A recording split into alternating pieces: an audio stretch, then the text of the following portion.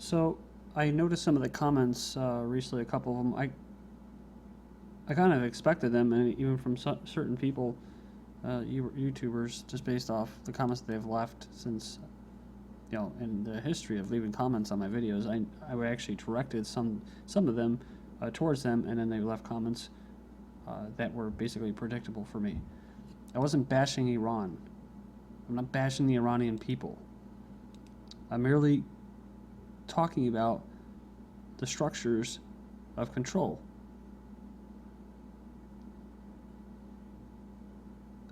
And I don't have a crystal ball. All I do is read these news articles and try to figure out what's going on. Of all the crap, the shit that floats to the top, right? Try to pick it apart, maybe get some kind of theories. I threw them out there. Not really sure how many people actually agree or disagree. I'm not saying that they're completely right. I think there are some things that are correct.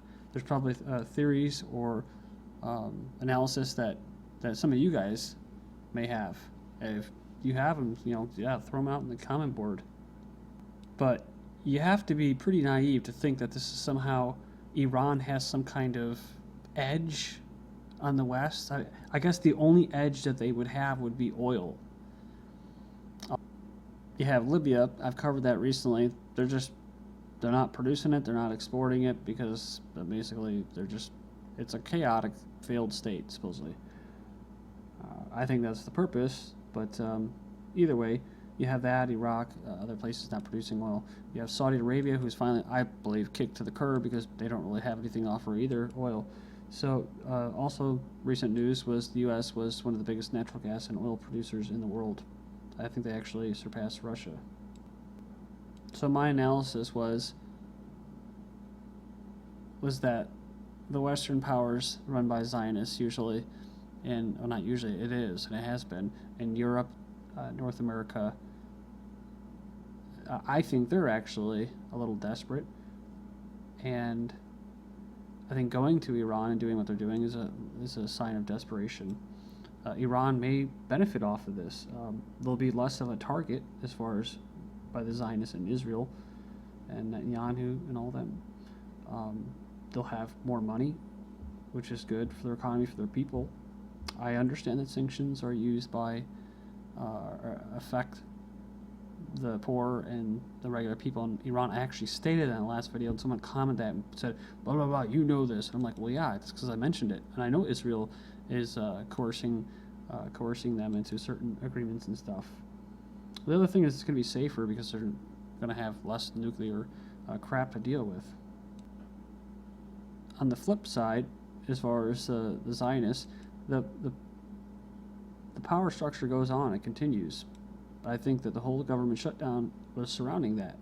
And so what this is going to do is we may not even see the whole government shutdown scenario like we saw recently in February because of this.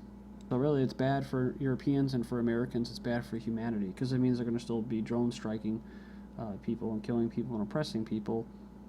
The Federal Reserve System, which raised the central banks that basically run the show here, they're going to keep issuing debt so people can keep working that off.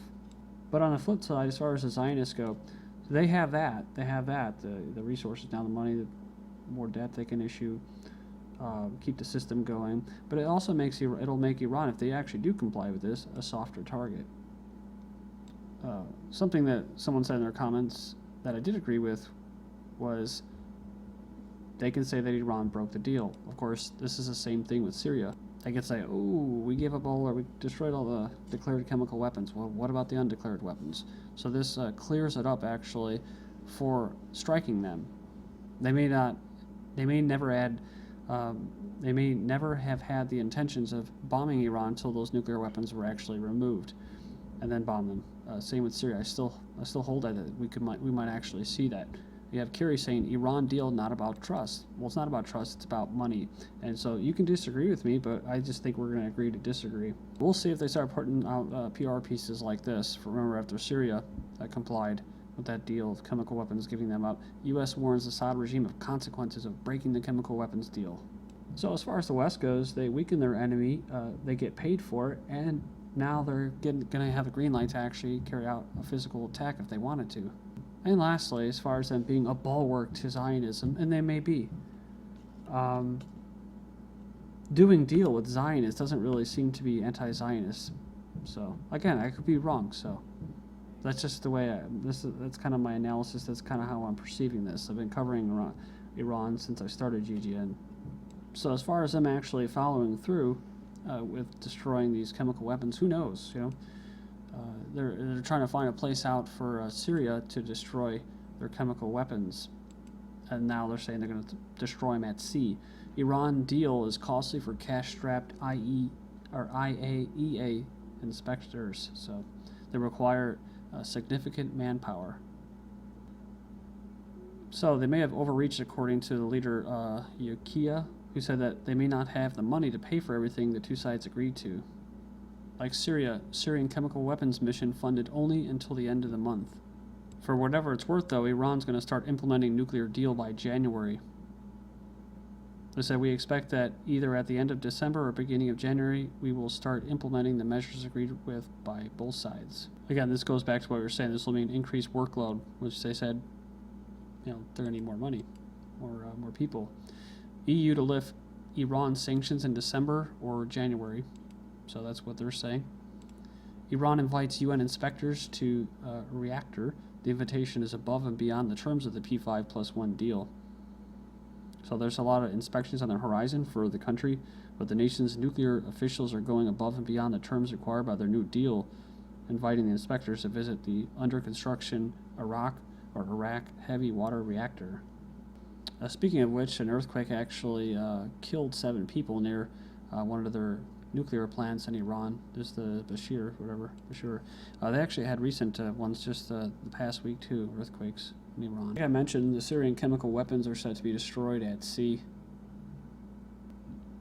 The Organization for Prohibition of Chemical Weapons, I think they actually got a Nobel Peace Prize, these people, and the best thing they can come up with, because they can't unload this chemical waste on any of the countries who volunteer for it. They're saying that they're going to put a mobile destruction plant aboard that uses water to dilute the chemicals to safer levels. Typhoons spread Fukushima fallout. We'll go back to what we were talking about, just thought I'd include it in here. Typhoons, and this should be pretty obvious, I mean, as far as common sense, typhoons that hit Japan each year are helping spread radioactive material from basically a nuclear plant. The soil that's contaminated gets washed away by the high winds and rain, deposited into streams and rivers. A joint study by France basically a study that France showed. Israel and the Kingdom of Saudi Arabia are stunned as Obama makes Iran 7th world power. This is from Depka File. I'm not sure if I really trust them, but maybe they want to give the appearance of this, that they were stunned, they didn't see it coming. So they're saying that John Kerry and Obama secretly agreed to elevate Iran to the status of a 7th world power as a strong inducement for signing the interim nuclear whatever.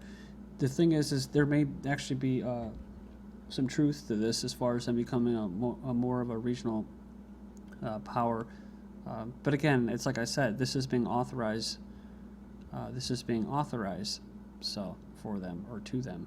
A commenter mentioned too, these same commenters about, you know, they're fighting the global system and they're a sovereign nation. Well, to me, this shows that they're not anymore. You have to give up your independence, like your defense capabilities, to be part of the global team. Then, you know, you're part of the global team. I don't know, that's just the way I see it.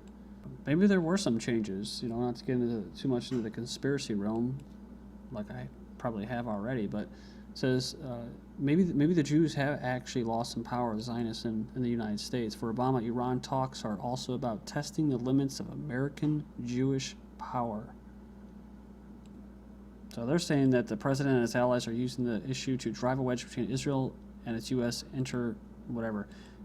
But, you know, I just can't forget that the Federal Reserve System is outside and above Washington, D.C., and they have the power to print money. So, to me, Obama works for them. And they just happen to be most of the chairmans there, at least the last, 2 or 3, and some of the Treasury secretaries have been Jewish, so I find it kind of funny too when I saw this. Kanye West on Obama's failures. Black people don't have the same connections as Jewish people.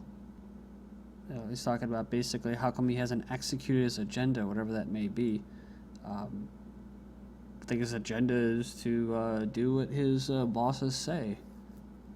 But if this is true, this is from a new read on Jewish Life tablet, so if this is true about he's trying to capitalize on the weakening of Jewish power in the United States, then you might actually see some assassinations going on here. I said that before. If he's not doing what he's supposed to be doing, then he may go bye-bye, and they'll blame it on right-wing extremists, conservatives, and that, and try to get this this little engineered, what I think will be highly engineered revolutionary war. I think they've already engineered the 10% through sites like InfoWars and that. No, it's not about money. I mean, everything's good. Everything's great. Iran's a sovereign country, and this is progress. This is the way it should be. So this is diplomacy, and everything's going the way it should be. So, and it's not about money. Well, Western companies are seeking contracts worth billions of dollars with Iran. These hotels were filled this week with reps participating in the meeting of the ECO, Economic Cooperation Organization, which Iran presides by election. I mentioned in the last video about how basically the stock market had went up in the U.S. and in Israel and in Europe. Companies in Europe, especially the French, went up, car companies and that. U.S. and Iran will open a joint chamber of commerce. They're going to establish this chamber of commerce within the month, with direct flights also planned. An Iranian official said on Wednesday. It'll be launched in less than a month. So this is a rapid change here happening quickly. So, like I said, conspiracy realm. Either the Zionists are losing their pull, their power, and or whoever was running this show, be they human or not, are no longer significant anymore, and there's a kind of a power vacuum going on. So in the end, who knows? Maybe this is about global peace, and these world powers are coming together and trying to avert, a planetary holocaust. So I mean, I see things from all different angles. So when you comment, just try to realize that, I'm thinking of things not necessarily black and white all the time. This is from the Jerusalem Post. So again, you have to be wary of the source here, but they're saying London is mediating indirect secret talks between the U.S. and Hezbollah. So the talks are reportedly dealing with the fight against al-Qaeda, regional stability, and other Lebanese political issues. Could be, too, that they just want to wrap this whole thing up, like I said, move to Africa or Asia. That type of trading block. Think about it. They've already created destabilization, their instability. So now they have a whole pool of low-wage workers ready. They have people with cell phones ready to be westernized, liberalized. On the flip side, you have Syrian rebels claim they killed 250 Hezbollah fighters in Damascus. Also heard reports about al-Qaeda killing some of the rebels, fellow al-Qaeda or rebels, whatever. So it's pretty bad there. But the army so far in Syria has maintained control. Saw this, and this is a second or third article I've seen about Lebanon. Syria crisis posing greater danger to Lebanon. So maybe they're focusing on them too. Moscow withdrew its forces from the Mediterranean. Included 5 warships and an anti-submarine vessel. They were deployed off the Syrian coast shore during the chemical weapons crisis. And like I said, I don't know. Most crises tend to be engineered. A mortar strike hits Russia's embassy in Syria, killing 1.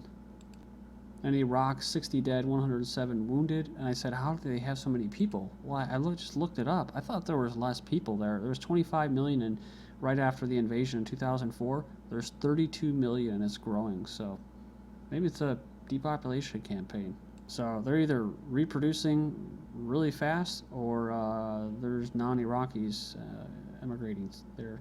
And the general's already apologized for it, but a U.S. drone kills 2 women and child in an attack on an Afghan home. I like how they put this. There's never really a good time to blow up a houseload of civilians, but the Obama regime seems to find particularly inopportune times to do so, following a week-long battle with Afghan President Karzai over extending their occupation. Yeah, he was pretty pissed. Then in Pakistan, they were having discussions about drone strikes, and they drone striked and killed people. Speaking of which, Pakistani party blows CIA station's chief cover. So the former cricket star, his party wants him tried for murder over drone strikes. And a Hollywood producer, Fight Club, LA Confidential, Pretty Woman, has said he's been an Israeli spy.